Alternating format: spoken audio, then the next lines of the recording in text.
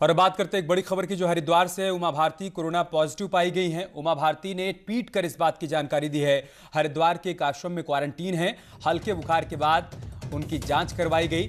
मंत्री धन सिंह रावत के संपर्क में आई हैं उमा भारती। कोरोना पॉजिटिव है उमा भारती। मंत्री धन सिंह रावत उमा भारती ने कहा है कि मैंने हिमालय में कोविड के सभी विधि निषेध एवं सोशल डिस्टेंस का पालन किया, फिर भी मैं अभी कोरोना पॉजिटिव निकली हूं। उमा भारती ने ट्वीट कर इस बात की जानकारी दी है। अपने ट्वीट में लिखा है, मेरे इस ट्वीट को जो भी मेरे संपर्क में आए हुए भाई बहन पढ़ें या उन्हें जानकारी हो जाए, उन सब से मेरी अपील है कि वो अपना कोरोना टेस्ट करवाएं और सावधानी बरतें। उमा भारती की रिपोर्ट पॉजिटिव आई है, जिसके बाद उन्होंने ट्वीट कर खुद इस बात की जानकारी दी है। उन्होंने कहा है कि हल्के बुखार के बाद मैंने जांच करवाई, मेरी रिपोर्ट पॉजिटिव आई है। चूंकि मंत्री धन सिंह रावत के संपर्क में आई थी उमा भारती, जिसके बाद ट्वीट कर उन्होंने लोगों से अपील की है कि जो लोग भी मेरे संपर्क में आए थे वो एहतियात बरतें और अगर उनको कोरोना के कोई भी लक्षण समझ में आए तो वो अपनी जांच करवाएं।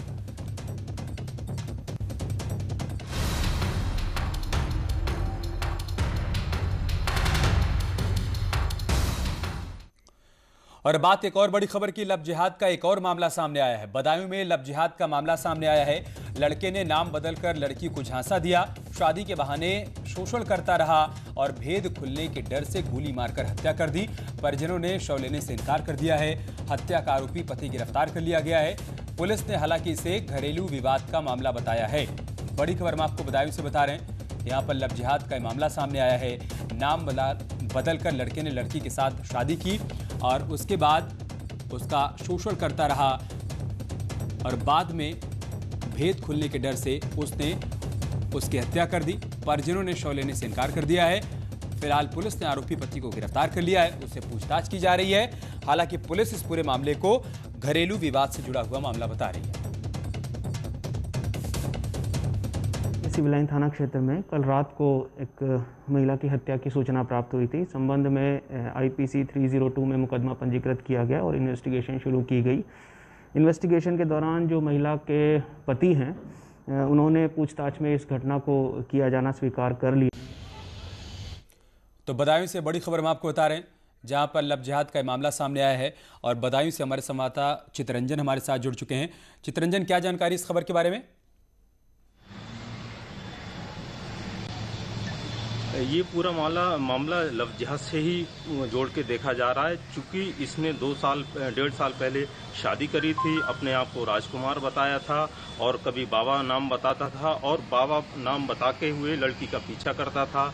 लड़की से प्रेम प्रसंग किया, उससे शादी करी और शादी करने के बाद उसको धोखा दिया और एक तमंचा लेके आया और लड़की से कहा कि मैं तुम्हारे सिर्फ हाथ में गोली मारूंगा और उसी ने उसी वक्त धोखा दे दिया और गोली उसके सीने पे मार दी। जी चितरंजन, पुलिस इस पूरे मामले को घरेलू विवाद का मामला बता रही है, ऐसा क्यों?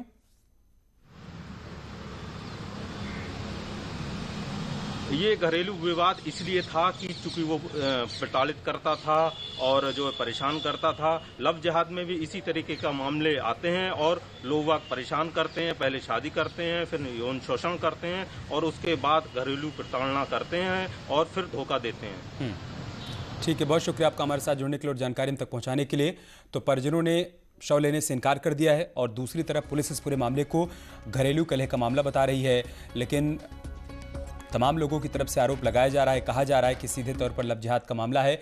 नाम बदलकर इस लड़के ने लड़की को अपने झांसे में लिया, शादी की और बाद में उसे मौत के घाट उतार दिया।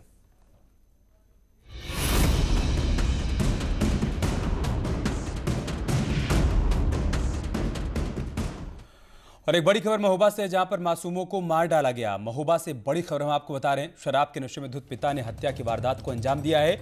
2 मासूम बेटों का गला दबाकर उसने मर्डर कर दिया है। पत्नी से झगड़े के बाद उसने कदम उठाया। फिलहाल आरोपी पिता को पुलिस ने गिरफ्तार कर लिया है। महोबा से हैरान करने वाली खबर हम आपको बता रहे हैं, जहां पर पत्नी से विवाद के बाद पिता ने 2 मासूम बेटों का कत्ल कर दिया, गला दबाकर उनकी हत्या कर दी। नशे में धुत पिता ने इस वारदात को अंजाम दिया है। बताया जा रहा है कि पत्नी के साथ किसी बात को लेकर उसका झगड़ा हुआ, जिसके बाद गुस्से में आकर नशे की हालत में उसने अपने 2 मासूम बच्चों की गला दबाकर हत्या कर दी। महोबा के महोबकंड थाना क्षेत्र की घटना है। शराब के नशे में धुत शराबी पिता ने पत्नी से हुए पारिवारिक कलह के चलते अपने 2 मासूम बेटों की गला दबाकर हत्या कर दी। घर के पास ही दोनों मासूमों के शव मिलने के बाद परिजनों में कोहराम मच गया। घटना की सूचना मिलते ही एसपी मौके पर पहुंचे और आरोपी को गिरफ्तार कर लिया गया है। पुलिस ने दोनों शवों को पंचनामा भरकर पोस्टमार्टम के लिए भेज दिया है और जांच की जा रही है। तो महोबा से खबर हम आपको बता रहे हैं, जहां पर शराब के नशे में धुत इस शख्स ने अपने 2 बच्चों का कत्ल कर दिया। पत्नी के साथ इसकी लड़ाई हुई थी और उसके बाद गुस्से में आकर इसने अपने दोनों बच्चों को मौत के घाट उतार दिया। दोनों के शव घर के पास से ही बरामद किए गए, जिसके बाद पुलिस को इस बात की सूचना दी गई। एसपी मौके पर पहुंचे, दोनों शवों को पोस्टमार्टम के लिए भेज दिया गया है और साथ ही आरोपी को गिरफ्तार कर लिया गया है। महोबा के महोबकंड में इस वारदात को अंजाम दिया गया है, जहां पर पारिवारिक कलह के चलते पिता ने शराब के नशे में आकर अपने 2 मासूम बच्चों को मौत के घाट उतार दिया। हालांकि अब वो गिरफ्त में आ गया है, पुलिस उससे पूछताछ कर रही है, लेकिन शुरुआती जानकारी यही है कि पत्नी के साथ उसका झगड़ा हुआ था, जिसके बाद उसने अपने 2 मासूम बच्चों को मार डाला।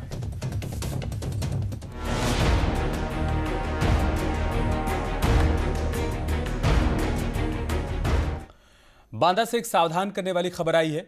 यहां एक युवक फोन में बैलेंस डलवाने के चक्कर में ठगी का शिकार हो गया और उसके अकाउंट से 66,700 रुपए निकाल लिए गए। दरअसल अनिल नाम के एक शख्स ने रवि के फोन पर रिचार्ज करवाया, लेकिन रवि के फोन पर पैसे नहीं पहुंचे, जिसके बाद अनिल ने कस्टमर केयर से बात की। बात करने के बाद अनिल को एक फोन आया और उससे एक ऐप डाउनलोड करने के लिए कहा गया। जैसे ही अनिल ने ऐप डाउनलोड किया, उसके खाते से 66,000 रुपए निकाल लिए गए। अब पीड़ित ने पुलिस में इस बात की शिकायत दर्ज कराई है। ये वो मतलब हमने रिचार्ज किया था एयरटेल पे, तो वो फेल्ड हो गया था, तो हमने कस्टमर केयर में उसकी शिकायत की। जिसके अगले दिन कस्टमर केयर मतलब एजेंट बन के उन्होंने हमारे पास कॉल किया।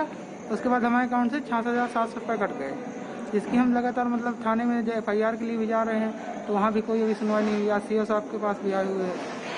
CO साहब ने आपको क्या आश्वासन दिया? उन्होंने तो कार्रवाई का आश्वासन दिया है। ये अतर्रा के रहने वाले हैं और इनके खाते से रुपया 66,700 किसी ने साइबर करके क्राइम करके निकाल लिया है।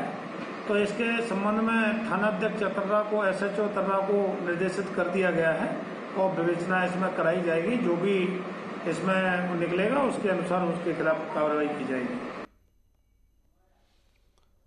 तो बांदा में ठगी का मामला सामने आया है। अकाउंट से 66,000 रुपये निकाल लिए गए हैं, जिसके बाद पीड़ित अब पुलिस से न्याय की गुहार लगा रहा है और CO ने उसको भरोसा दिया है कि इंसाफ मिलेगा। अंकित शर्मा हमारे साथ जुड़ चुके हैं बांदा से। अंकित, बताइए क्या जानकारी है? जी बिल्कुल, आपको बता दें कि ये एक धोखाधड़ी का मामला सामने आया है, जिसमें अकाउंट से पैसे ट्रांसफर करने का बात सामने आ रही है। पीड़ित का बताना, पीड़ित कह रहा है कि कई दिनों से लगातार पुलिस के चक्कर लगाने के बावजूद पुलिस ने उसकी फरियाद नहीं सुनी। थाना संबंधित पुलिस अधिकारी को लगातार चक्कर लगा रहा है, लेकिन उसकी फरियाद नहीं सुनी गई। हालांकि आज संबंधित CO ने निर्देश दिए हैं कि कार्रवाई को लेकर के। ठीक है, शुक्रिया आपका हमारे साथ जुड़ने के लिए और जानकारी हम तक पहुंचाने के लिए।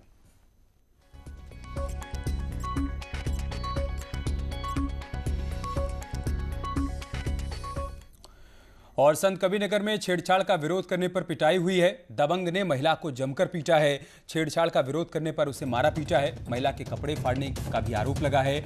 महिला ने पुलिस पर आरोप लगाया है कि शिकायत के बावजूद पुलिस ने कार्रवाई नहीं की है। बड़ी खबर संत कबीरनगर से हम आपको बता रहे हैं, जहां पर दबंग ने महिला को बुरी तरह से मारा पीटा है। छेड़छाड़ का विरोध किया था महिला ने, जिसके बाद दबंग ने उसके साथ मारपीट की है। और हैरान करने वाली बात यह है, महिला का आरोप है कि उसने पुलिस से शिकायत तो कर दी, लेकिन पुलिस ने उसके मामले को गंभीरता से नहीं लिया और अभी तक कोई कार्रवाई आरोपी के खिलाफ नहीं की गई है। तो एक तरफ महिला अपराध पर लगाम लगाने की कवायद चल रही है, CM की तरफ से सख्त निर्देश भी दिए जाते हैं। उसके बावजूद संत कबीरनगर में पुलिस पर आरोप लग रहा है कि शिकायत के बावजूद पुलिस अभी तक आरोपी पर कोई कार्रवाई नहीं कर रही है। जबकि महिला के साथ छेड़छाड़ का मामला है। उसका कहना है कि उसने छेड़छाड़ का विरोध किया, तब दबंग ने उसे बुरी तरह से मारा पीटा भी है, जिसके बाद महिला पुलिस के पास शिकायत करने पहुंची, लेकिन शिकायत पर अभी तक कोई कार्रवाई नहीं हुई है। और अब खबर बुलंदशहर से, जहां पर ज्वेलरी शॉप में चोरी की वारदात को अंजाम दिया गया है। चोरों ने ज्वेलरी शॉप पर धावा बोल दिया और आधा किलो चांदी के आभूषण लेकर फरार हो गए। दुकान का शटर उखाड़कर इस वारदात को अंजाम दिया गया है। आसपास के मकानों के दरवाजे बाहर से इस दौरान चोरों ने बंद कर दिए थे ताकि आसानी से चोरी की वारदात को अंजाम देकर वो यहां से फरार हो जाएं। तो बुलंदशहर में ज्वेलरी शॉप में कैसे शटर को तोड़कर चोरी की इस वारदात को अंजाम दिया गया है, तस्वीरों के माध्यम से आप देख सकते हैं। और इस दौरान चोरों ने आसपास के मकानों के दरवाजे बाहर से बंद कर दिए थे।